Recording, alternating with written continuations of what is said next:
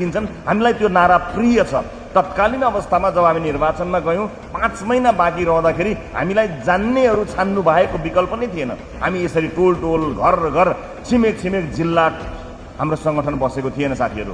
आज तपाईँ निर्वाचनमा सहभागी नभइदिनुहोस् न, तपाईँ उम्मेदवार नउठिदिनुहोस् न भनेर आज जसरी हात जोड्नु परेको छ साथी हो, हिजो तपाईँ निर्वाचनमा उठिदिनुहोस् न, उम्मेदवार भइदिनुहोस् न भनेर हात जोड्नु पर्ने अवस्थाबाट हामी आएका हौँ। त्यतिखेर जान्नेलाई छान्ने भाइ के उपाय थियो र हामीसँग? आज पनि जान्नेलाई नै छान्ने हो, तर आज अलिकति फरक भएको छ, जान्ने बनाई छान्ने।